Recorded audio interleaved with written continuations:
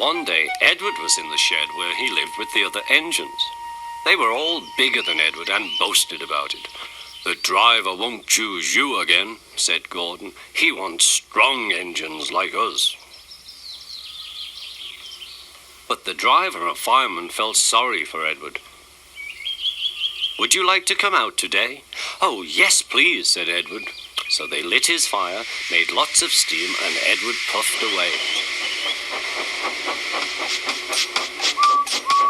The other engines were very cross at being left behind.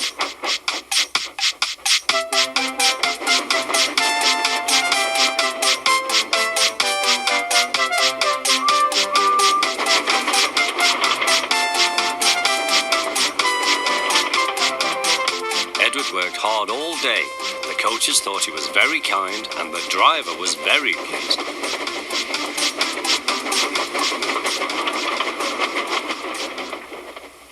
"I'm going out again tomorrow," Edward told the other engines that night.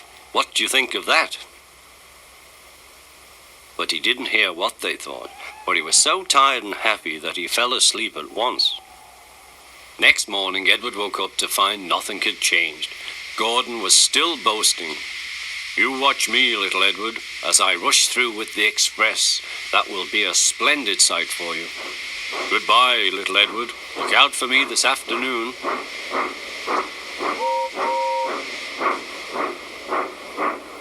Edward went off to do some shunting. Edward liked shunting. It was fun playing with trucks. He would come up quietly and give them a push. Then he would stop and the silly trucks would go bump into each other. "Oh!" they cried. "Whatever is happening?"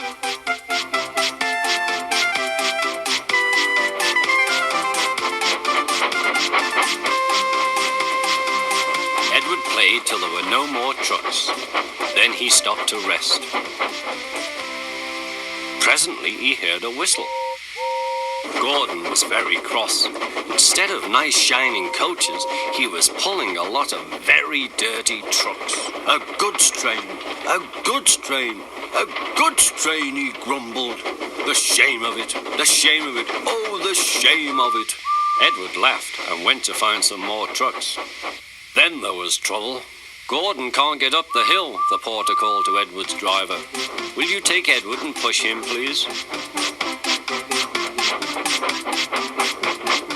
They found Gordon halfway up and very cross. His driver and fireman were talking to him severely. "You're not trying." "I can't do it," said Gordon. "The noisy trucks hold an engine back so."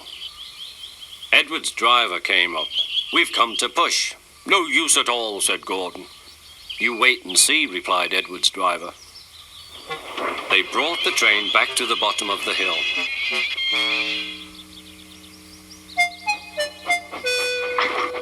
"I'm ready," said Edward. "No good," grumbled Gordon. They pulled and pushed as hard as they could.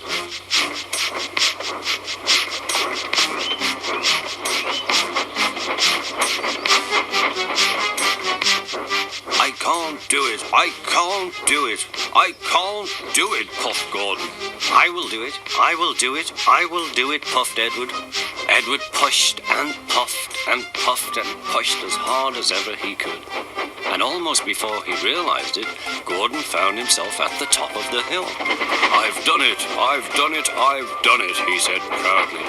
He forgot all about Edward and didn't wait to say thank you.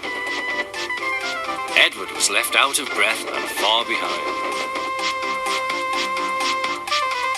He ran on to the next station, and there he found that the driver and fireman were very pleased with him. The fireman gave him a nice long drink, and the driver said, "I'll get out my paint tomorrow and give you a beautiful coat of blue with red stripes. Then you'll be the smartest engine in the shed."